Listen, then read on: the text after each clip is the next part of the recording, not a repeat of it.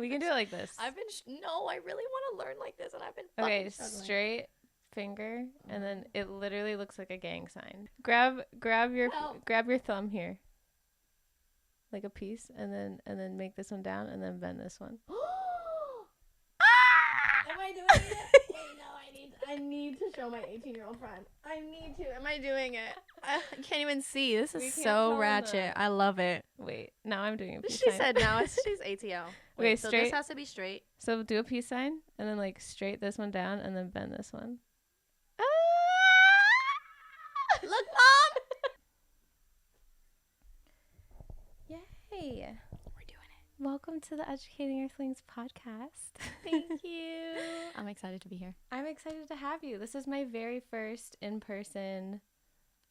Yeah, the very first one. I've only ever had my sister on, and it was very much like a test run. Yeah. We didn't have like these cords. We didn't have like the gimbals set up. Like it was just the one little. Yeah. So it was the pilot. It was, yeah. Like I didn't have a list of questions or anything either. Like it was just us. I love that. Chit-chatting. So this is Desiree. And Desiree, can you give us a little intro about yourself and share some of the magic that you're putting into the world? Absolutely. My name is Desiree. I am a certified holistic health practitioner and a sound healer. I blend ancient healing practices with modern neuroscience to help people feel less burnt out and drop into a more authentic life experience. So that means I combine different modalities of creative expression, somatic movement, meditation, breathwork, journaling, community engagement to help them dream again. And then live in that dream. Yes. Or heal and feel again. It really depends. It's an authentic experience that incorporates life coaching. So I'm also a certified life coach. Cool. Mind body practitioner. It's just blending the mind and the body to live a happy, healthy life. I love that. That sounds like a very cohesively similar like mesh with what Educating Earthlings is all about. So very cool. Very excited to have you. You call yourself a holistic bestie, which I love. Can you share what that means and how you hold space for your clients? Of course. So I'm very relaxed and playful. Like I'm super unserious because I think healing can be scary and intimidating. And so when I work with clients one-on-one or people in general, like that come to my events and workshops, I'm super relaxed. And I mean, I'm from New York City, so it's very like street for me.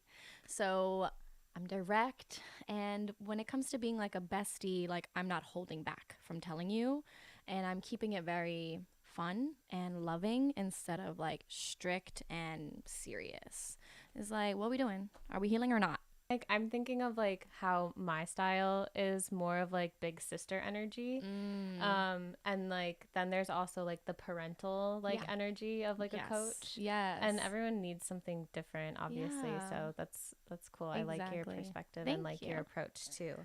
Yeah, like for example, yeah, I'm encouraging someone to act up like a best friend. Okay. Like, I shouldn't call my ex. And I'm like, you should though, because there's like, a lesson waiting there. Right. Go do the lesson, come back, and then we can talk about it. Like go be messy, bestie. Right. Do it for the plot, for just for, and not just for the plot though. Like it could be for the plot, but it's also for your future self. Yes.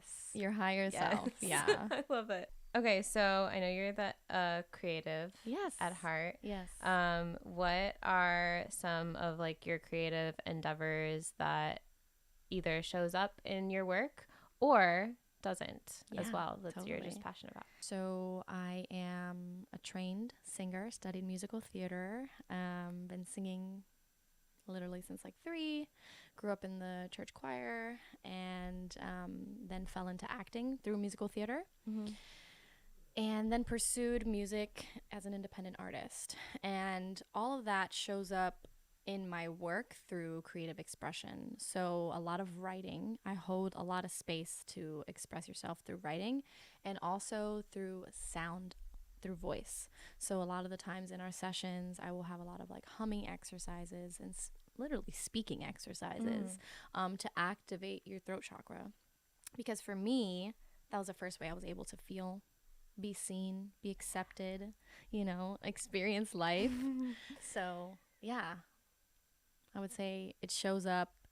Also, like I do somatic movement. And so like I'm not a professional dancer, but I do have training in some styles of dance. And so like I bring that into my sessions, whether it's a virtual session. I'm like, okay, we're starting our session with your favorite playlist. Like, what are we twerking to?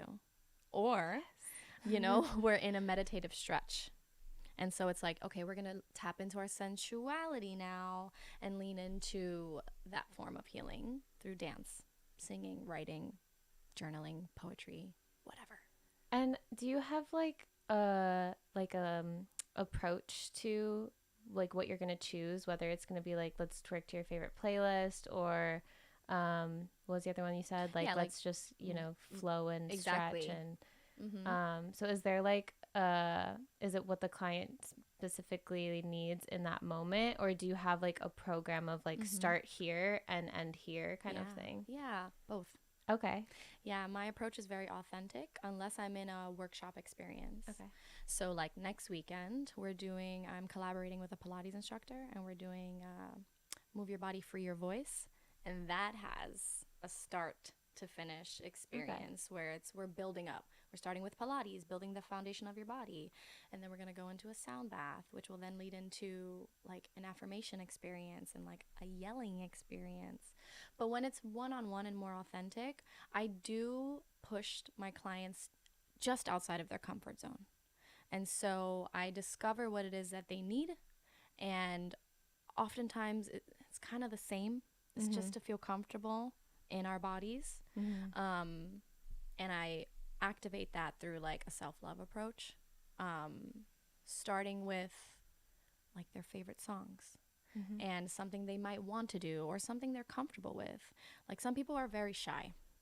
Yep. So they're not going to twerk. That would be like myself. Like I'm a shy girly up until, I don't know, there's a certain point where you just kind of say fuck it and like let loose, or like your body your nervous system finally relaxes. Exactly. And your nervous system will relax more when you're in a space of joy. Okay. So I'm like, what is that playlist that you work out to? What is that playlist that you make love to, that you shower to? Like bring me a couple of those songs and let's just start there, because joy will always drop us into a more present experience.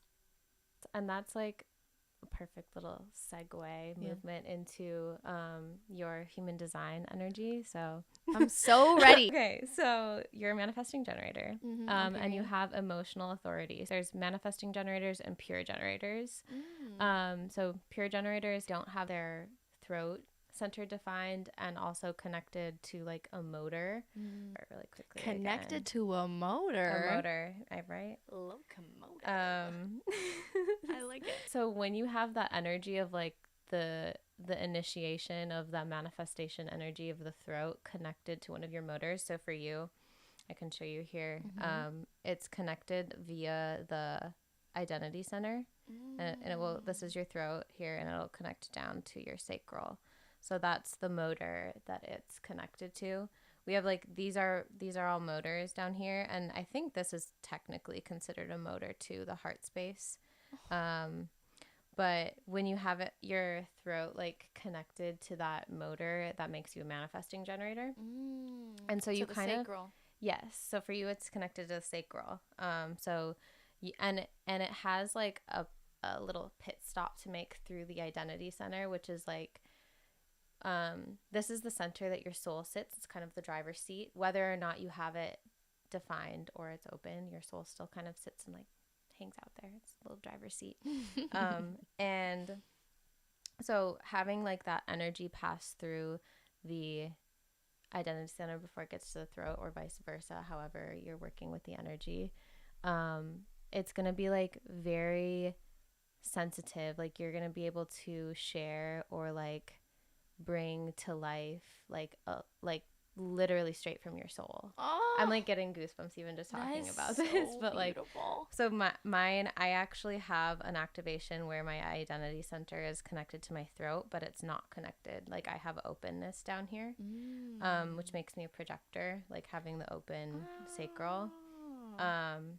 But I feel this, and I'm curious if you feel this too. It's like sometimes when I am using my voice, it feels very vulnerable and very like it's just like you're pulling these words straight from your depths of your self. And like sometimes it's like either it's really exhausting, and by the end of the day or whatever it is, your voice is just like, woo. And maybe you experience it differently with having it connected to your sacral battery. But I'm curious just to see how, like, what has come up for you when speaking and using your voice, and how have you learned to like authentically step into that power that you have? Oh my God. That is such a heavy, loaded, beautiful question. It was like layers on layers. Because I'm processing that my machine is my sacral. Yes.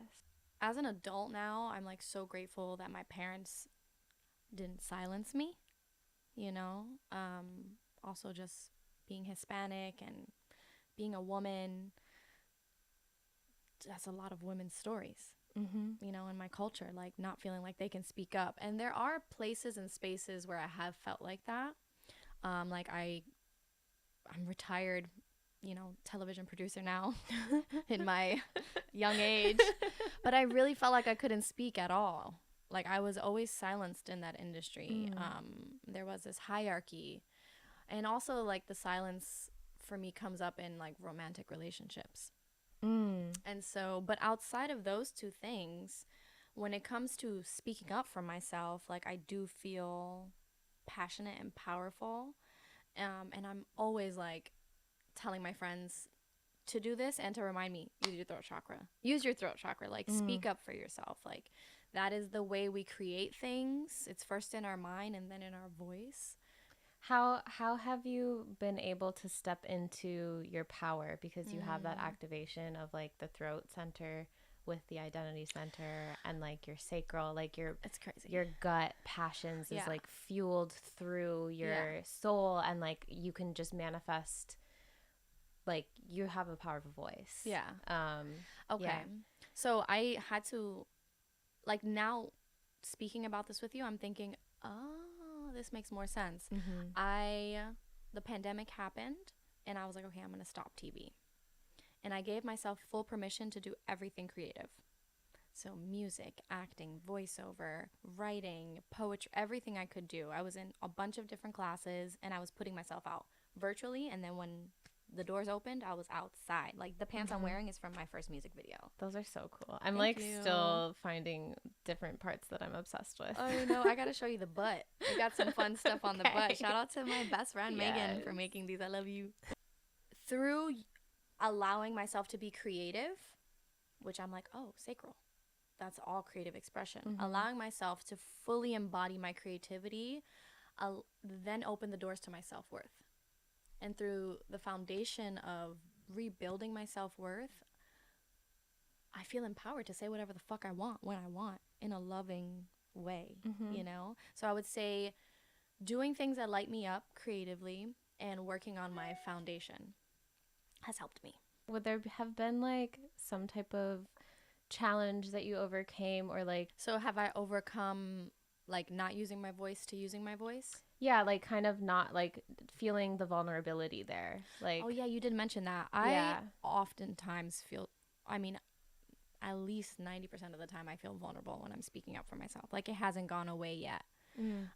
Maybe, I don't know if it ever will. Like it might not, because it's literally coming from like your soul space, like that space of vulnerability. So it's like using our voices is very important, obviously. So like what's something that like helped you get past that initial uncomfortability of being vulnerable? Oh my God, girl, I can't say those words. It's a hard word. Uncomfortability of being vulnerable. Nailed it. Nailed it. You know, one time I didn't even know I was not being vulnerable for a minute. Like I'm from the Bronx. It's a tough place, and vulnerability, that ain't gonna help you. So I moved to LA. I feel like you just like thought about so many things just now in that little like, You saw? Don't bring none of that shit over there. So, I was in LA and I think I was like 26 and I was in a meditation and someone was like, enter this bubble, in this bubble, blah, blah, blah, golden light, vulnerability. And I was like, bubble, light, vulnerability. Oh my God, I came out and I was like, I'm not vulnerable with myself. I'm not vulnerable with others. Like, I don't even know what that means. And I asked her. She was like, that's a very complicated question that I cannot help you with right now. So from that point, I started embarking on a vulnerability journey with mushrooms and community and therapy and picking healthy, intimate partners because there was no way I could activate my vulnerability if I didn't feel safe. Correct. I wanted to become a different person and I knew I had to choose vulnerability. So it's interesting because it's like before the vulnerability awareness around 26, I was just living my life using my throat chakra, but it was always a form of protection. Like if I didn't speak up, who was going to speak up for me? You know, and my mom and dad, they were both silenced. So they wanted me to be like an opinionated person. And so I was opinionated, but you can be opinionated and not be vulnerable. Like, yeah, at all. Yeah. And that's how I was walking around.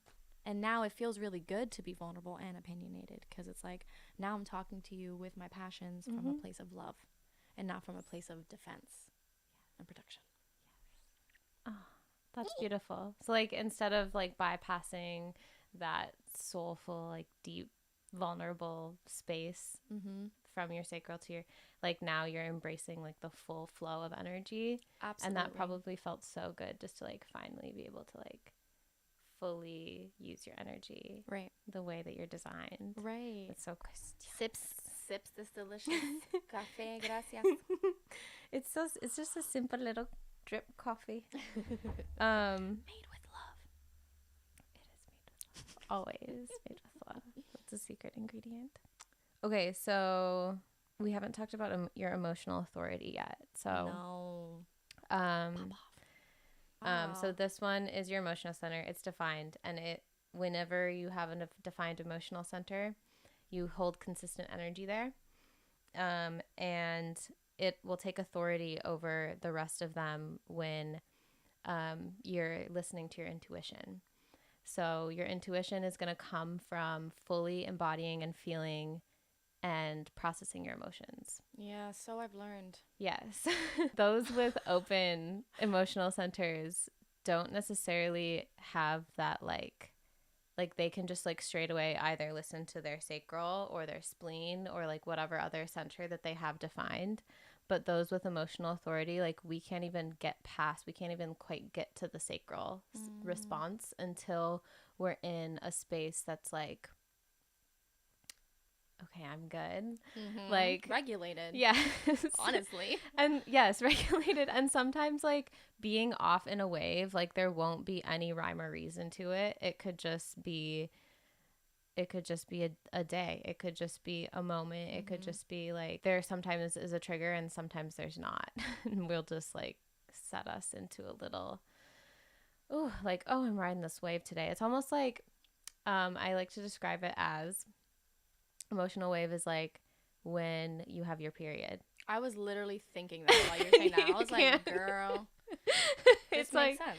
It's like when you have your period and you experience like it's almost like a contraction of like your uterine wall shedding cramps, aka cramps. Womanhood. Jesus.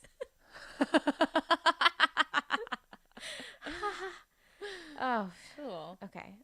Though I actually talked to recently on the podcast a holistic like hormone healing coach. Yes, very incredible. It's gonna be a good episode. I will be tuned in. Anyways, so you can kind of like get the picture of like when a wave comes, it'll just kind of hit you and you'll be like, oh, I guess I didn't learn for me, this is how it shows up for me. I didn't learn what I was supposed to from feeling that maybe earlier, or I didn't fully process how beautiful, like, it could be something beautiful and you're just like, oh my God, like, I'm brought to these tears, or like, you know, I don't know. There's so many different ways to experience emotional authority. The tricky part is that we never fully 100% will know, because our emotional wave might take us on another ride or another trip or wherever it's going to take us and teach us something. So my question would be, how would you take care of your emotional authority, or learn from or listen to that emotional authority without it affecting, you know, your work life? Because it can, maybe sometimes. For sure.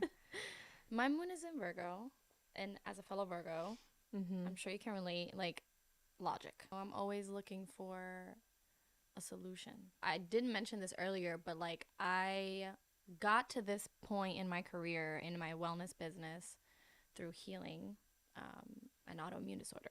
I was diagnosed with 2 years ago, Hashimoto, and the women in my family also have had some sort of chronic illness. So it's like, all of this has led me to work on my hormones and like learn more about how I feel, because how I feel is related to what I eat, how I sleep, who I hang out with, all these things. So once I learned about cycle syncing, it changed my life, and I'm not on any medication for the disorder. It's all like holistic and just healthy eating and good lifestyle vibes. I never knew like how intense the body keeps the score until I learned. And so I literally tell my clients the same things I do for myself. It's like, your body is your second mind, and whatever you choose to ignore, your body is going to just highlight until you address it. You know, the tension in your body needs attention. And the tension in your body is a reflection, Desiree, of a feeling, right? Because feelings are just sensations. And that sensation is an emotion. And so we're talk about emotional authority.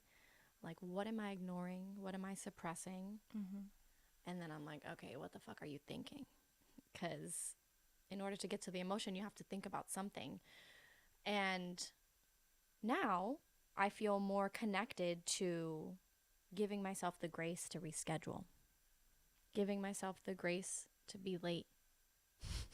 I don't really, you know, I value people's time.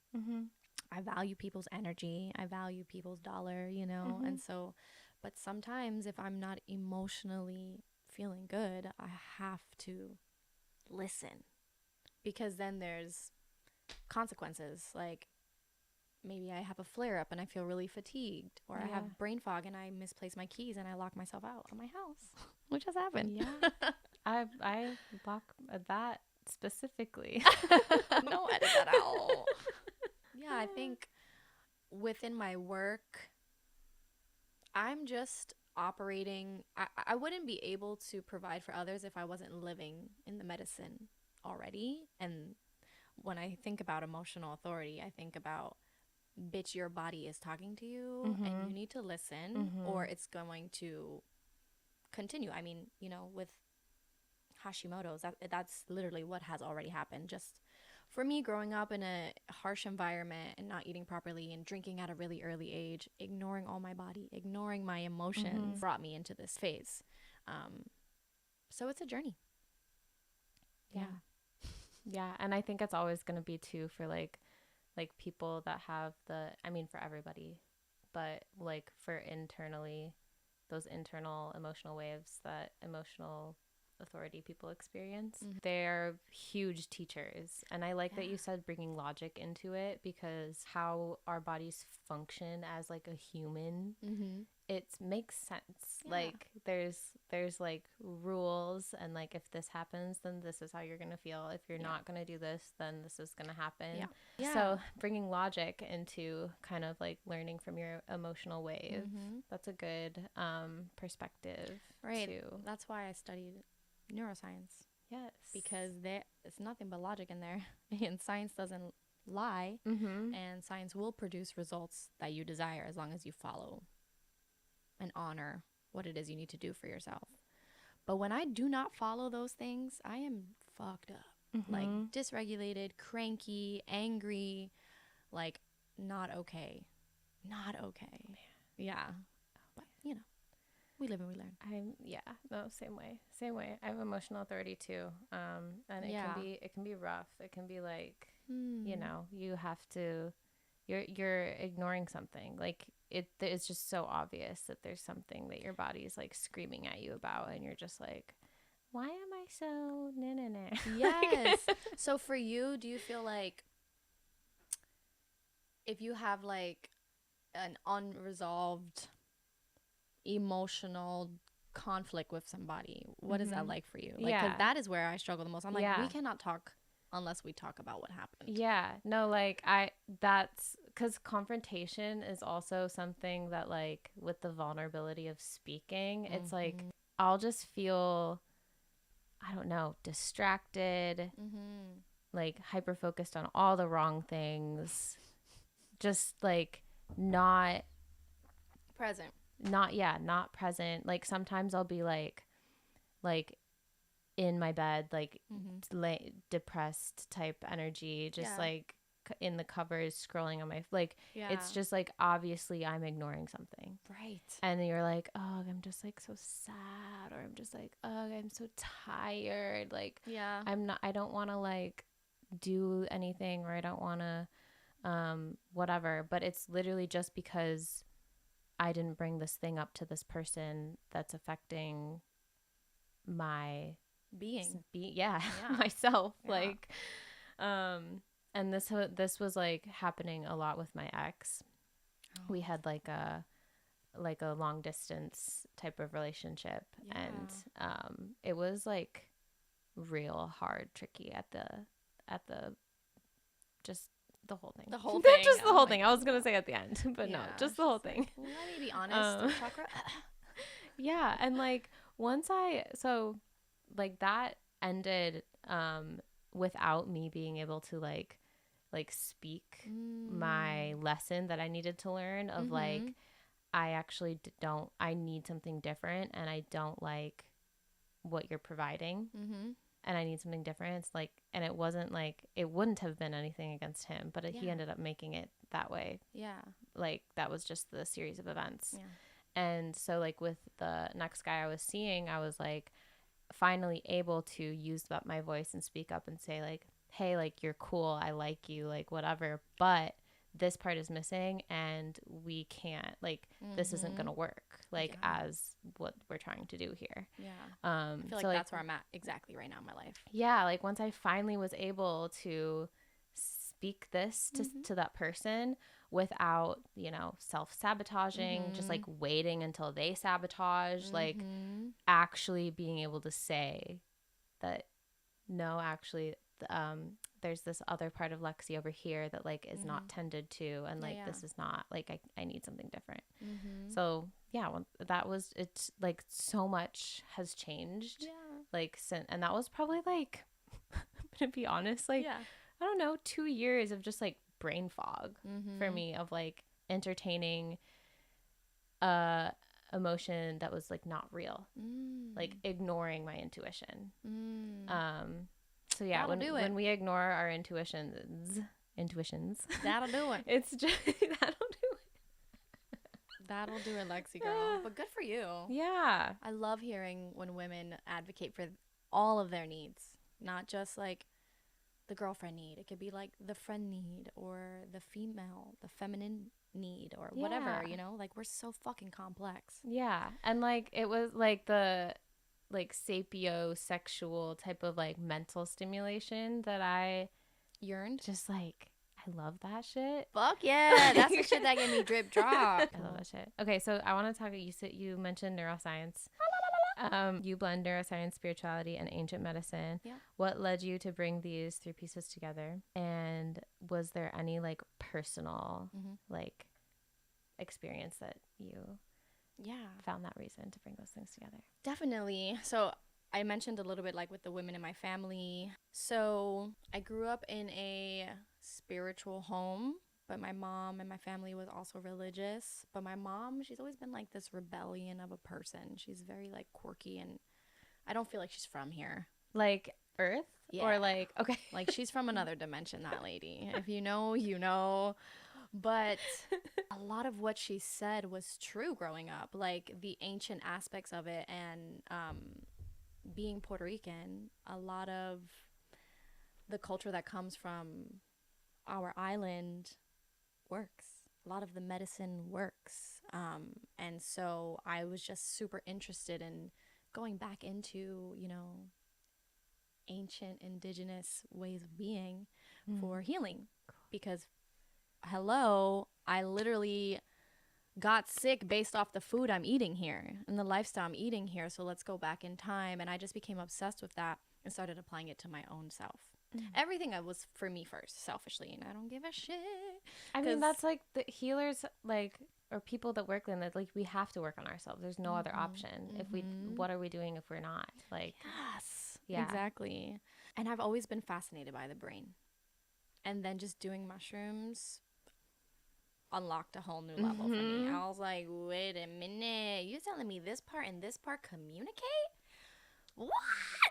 Literally. And then spirituality, honestly, marijuana, she's really nice. And I around when I was like 25, I would just like work all day, come home, eat some edibles, and journal for hours. And I would just, that's when I started developing my spirituality connection, like that higher self, you know, that elevated the observer. And I didn't even know at the time that that's who was coming out when I was writing. So yeah, like I've been getting goosebumps like a lot for this episode. Hell yeah. Feel me, baby. I recognized I was anxious after my first shroom trip, and I started a journey of releasing that. And it's been through the learnings of psychology and neuroscience and ancient medicine, Chinese medicine, Ayurveda, and spirituality that has brought me back to homeostasis. And I'm just someone who's like, yo, it's not that I like to argue. I like to debate. And I just want to leave you with facts.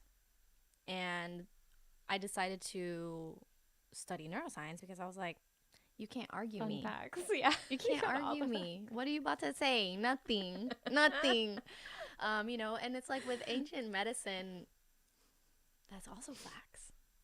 You know, it's been around for forever. Ayurveda, come on, it goes like 40,000 years old. Yeah. So At least. at Like, least. More, right? Is it? I don't want to list the wrong year. Yeah, no, you're right. But at least 40,000. Okay.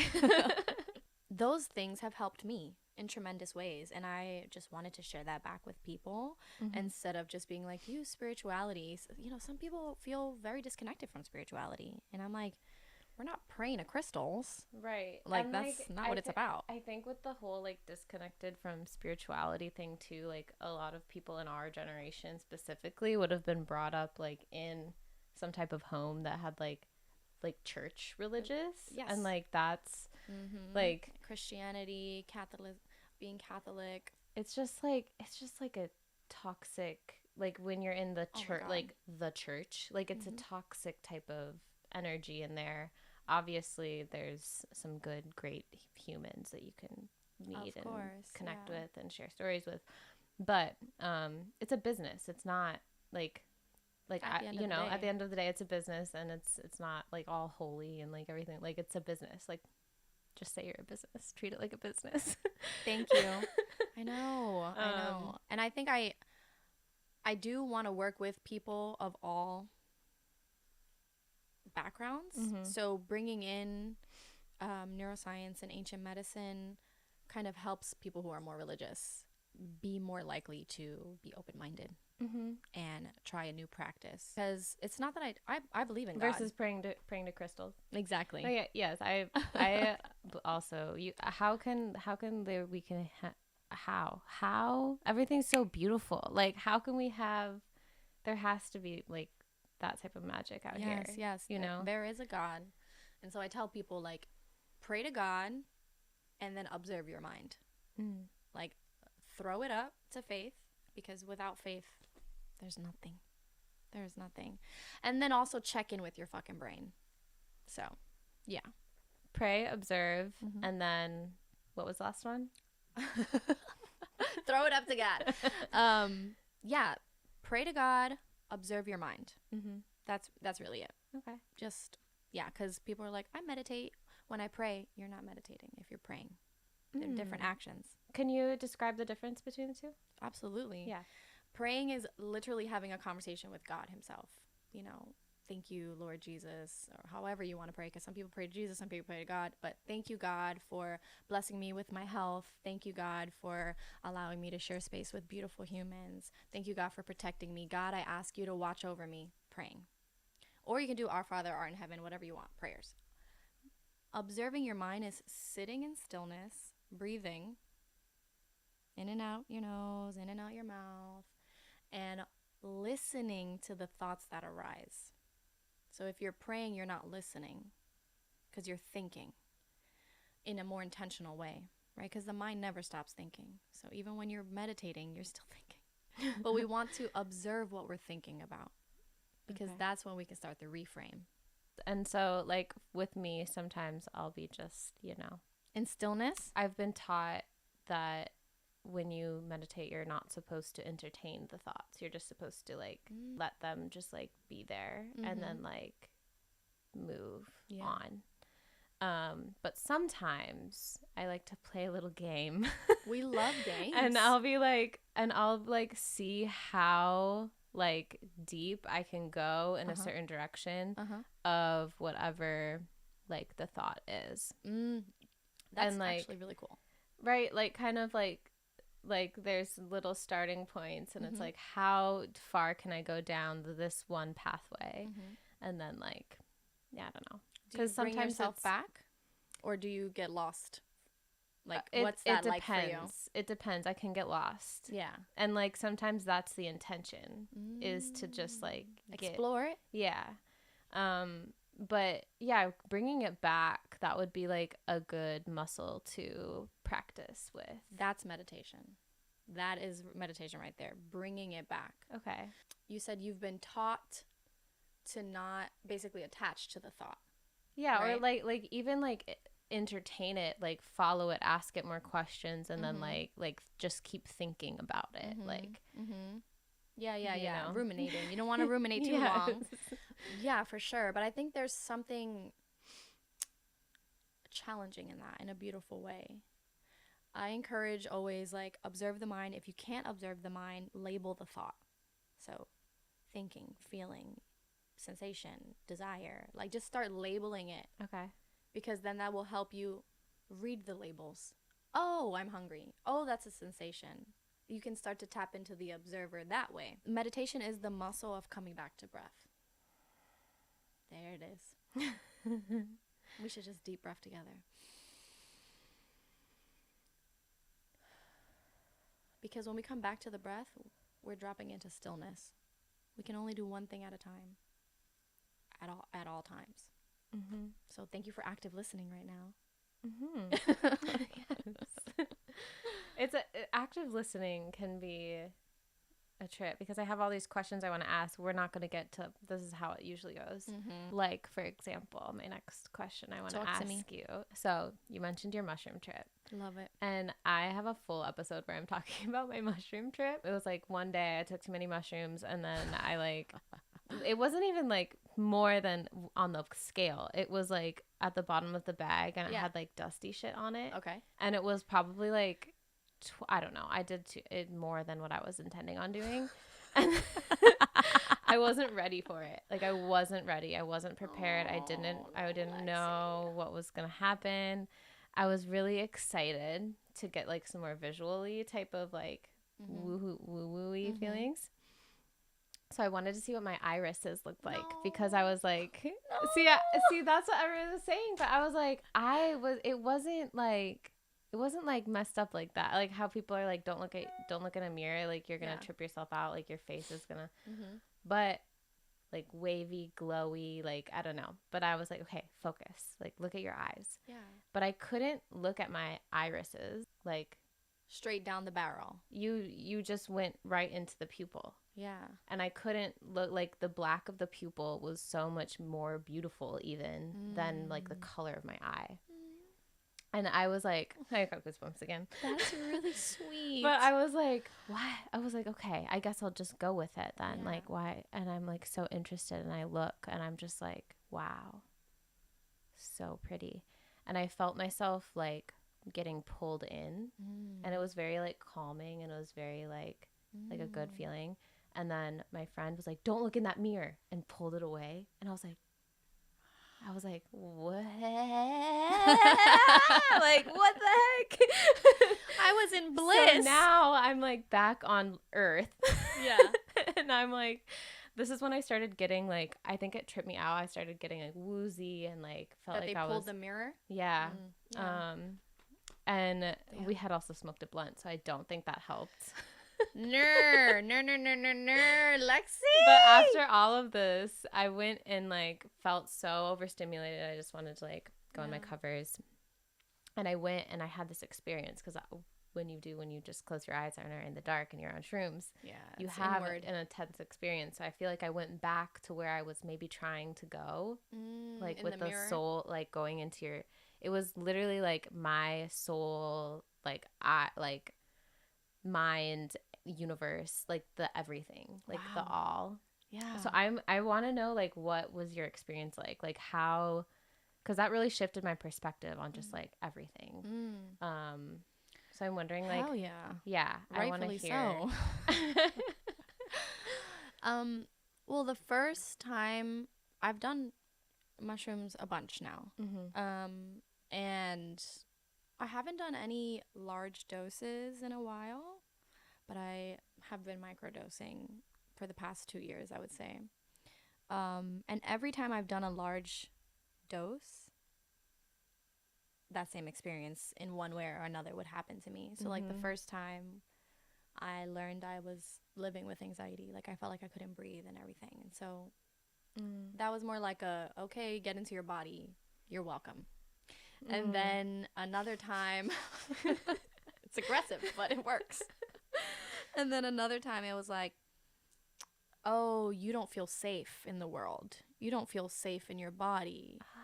Yeah, it was really intense. I was like at a reggaeton festival in Mexico with like thousands of people around me. And I just was very deeply afraid of everything, which in my waking state, I didn't, or my sober state, I didn't know that I was living with that amount of fear in my body. Right. But then like, I threw up and I laid down and I just realized like all, the women in my family have been so scared and all these things that I'm carrying for them. But I have had many beautiful moments shrooming where self-acceptance is so present and I'm like, I'm so capable of everything and anything.